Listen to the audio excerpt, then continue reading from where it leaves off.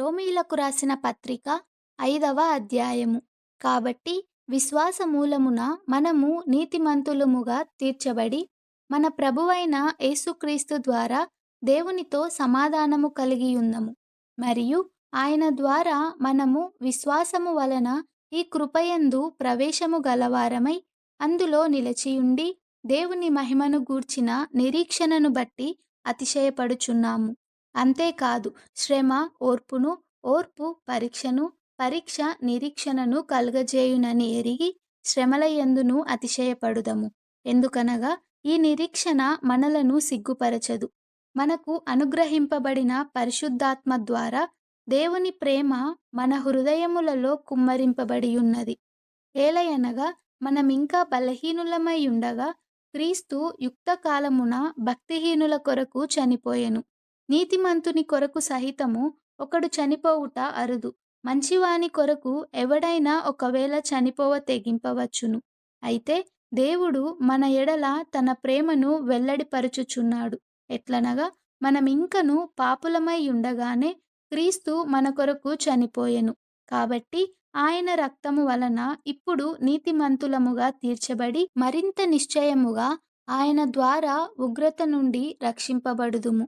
ఏలయనగా శత్రువులమై ఉండగా ఆయన కుమారుని మరణము ద్వారా మనము దేవునితో సమాధానపరచబడిన ఎడల, సమాధానపరచబడిన వారమై ఆయన జీవించుట చేత మరి నిశ్చయముగా రక్షింపబడుదుము. అంతేకాదు, మన ప్రభువైన యేసుక్రీస్తు ద్వారా మనము దేవుని యందు అతిశయపడుచున్నాము. ఆయన ద్వారానే మనము ఇప్పుడు సమాధాన స్థితి పొందియున్నాము.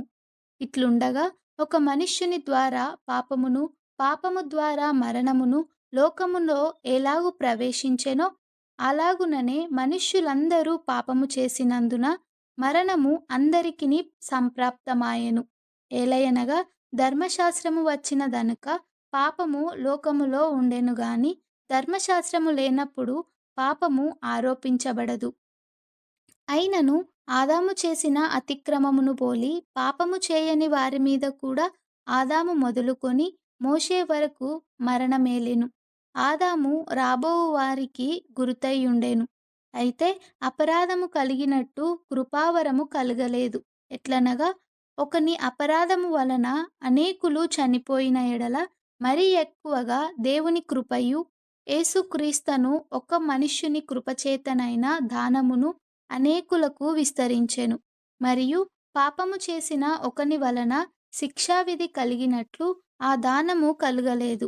ఏలయనగా తీర్పు ఒక్క అపరాధ మూలముగా వచ్చినదై శిక్షావిధికి కారణమాయెను. కృపావరమైతే అనేకమైన అపరాధముల మూలముగా వచ్చినదై మనుష్యులు నీతిమంతులుగా తీర్చబడుటకు కారణమాయెను. మరణము ఒకని అపరాధ మూలమున వచ్చినదై ఆ ఒకని ద్వారానే ఏలిన ఎడల, కృపాబాహుళ్యమును నీతి దానమును పొందువారు జీవము గలవారై మరి నిశ్చయముగా యేసుక్రీస్తును ఒకని ద్వారానే ఏలుదురు. కాబట్టి తీర్పు ఒక్క అపరాధ మూలమున వచ్చినదై మనుష్యులకందరికీ శిక్షావిధి కలుగుటకు ఎలాగు కారణమాయెనో, అలాగే ఒక్క పుణ్యకార్యము వలన కృపాదానము మనుష్యులకందరికిని జీవప్రదమైన నీతి విధింపబడుటకు కారణమాయెను. ఏలయనగా ఒక మనుష్యుని అవిధేయత వలన అనేకులు పాపులుగా ఎలాగు చేయబడిరో, అలాగే ఒకని విధేయత వలన అనేకులు నీతిమంతులుగా చేయబడుదురు. మరియు అపరాధము విస్తరించునట్లు ధర్మశాస్త్రము ప్రవేశించెను. అయినను పాపము మరణమును ఆధారము చేసుకొని ఎలాగు ఏలెనో, అలాగే నిత్యజీవము కలుగుటకై నీతి ద్వారా కృపయు మన ప్రభువైన యేసుక్రీస్తు మూలముగా ఏలు నిమిత్తము పాపమెక్కడ విస్తరించెనో అక్కడ కృప అపరిమితముగా విస్తరించెను.